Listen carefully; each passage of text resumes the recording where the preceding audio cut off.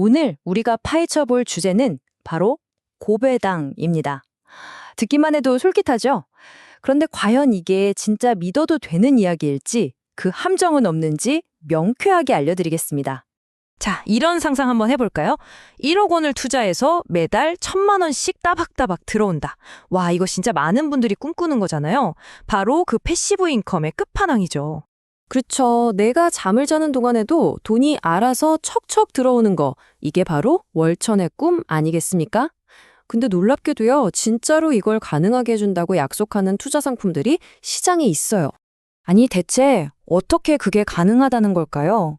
그 답을 찾으려면요. 우리가 투자라는 세계를 좀 넓게 봐야 합니다. 아주 안전한 투자부터 거의 도박에 가까운 투자까지 엄청나게 넓은 스펙트럼이 있거든요. 모든 투자는 이 스펙트럼 어딘가에 위치하게 되죠. 자, 이 표를 한번 보세요. 투자 수익률을 사다리처럼 쭉 나열해봤어요.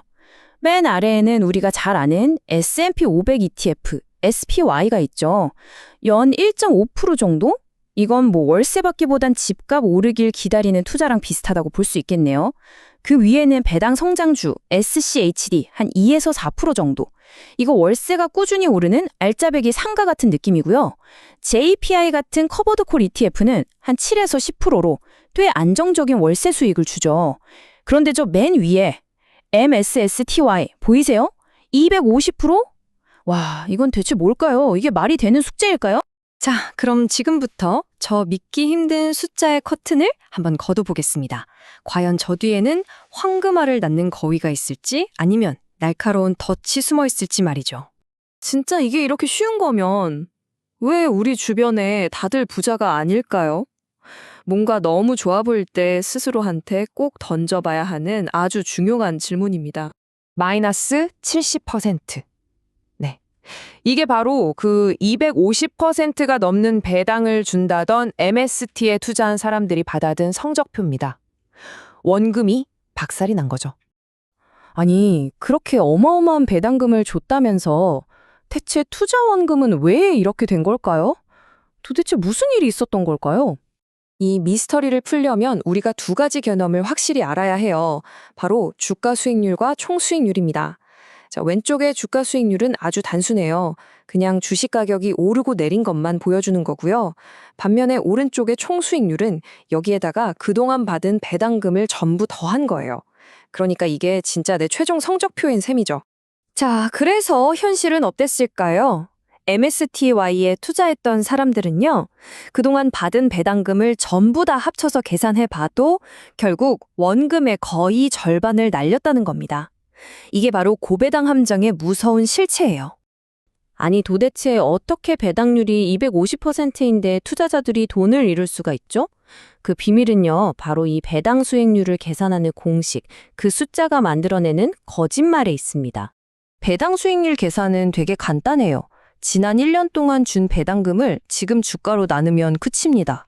근데 문제가 뭐냐면요, 바로 이 과거의 배당금과 현재의 주가, 이 두 가지가 만나서 엄청난 착시를 만들어낼 수 있다는 거예요. 이 착시는 보통 두 단계에 걸쳐서 일어나요. 1단계, 주가가 폭락합니다. 그럼 어떻게 될까요? 나누는 값, 즉 분모가 확 작아지니까 배당률 숫자는 오히려 엄청 커 보이는 거죠. 그리고 2단계, 실제로는 배당금이 줄었는데도 계산에는 예전에 많이 줬던 그 과거의 배당금 기록이 쓰이면서 이 착시가 더 심해지는 겁니다. 자, 그러니까 핵심은 이겁니다. 우리가 봤던 그 어마어마한 배당률은요, 폭락하는 주가랑 더 이상은 주지도 않는 과거의 배당금이 만들어낸 일종의 수학적 유령이었던 거죠. 실제로 MSTY의 배당금은요, 단 몇 달 만에 10분의 1 토막이 나버렸습니다. 자, 그렇다고 해서 고배당이라고 쓰여 있는 건 다 쳐다보지도 말아야 하냐? 그건 아닙니다.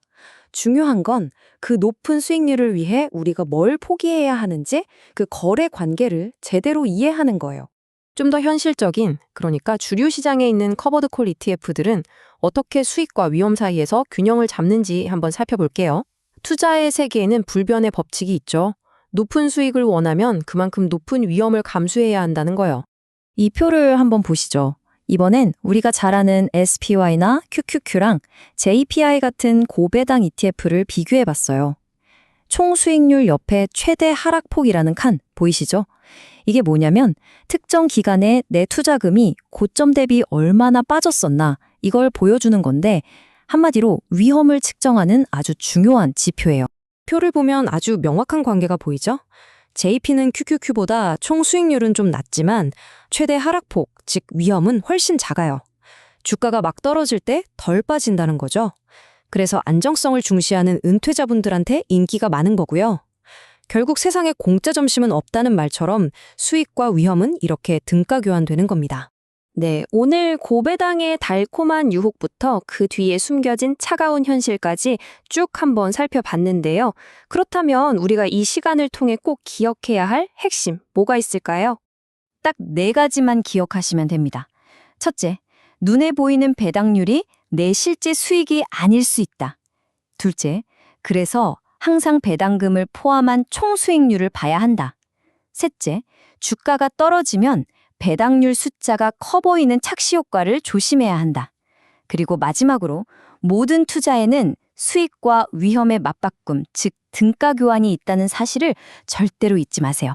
결국 어떤 투자가 나에게 맞느냐는 이 질문에 대한 답에 달려 있어요. 여러분에게 더 중요한 것은 무엇인가요? 당장 오늘의 현금 흐름인가요? 아니면 먼 미래를 위한 내일의 성장인가요? 이 질문에 대해 한번 깊이 고민해 보시는 시간이 되었으면 좋겠습니다.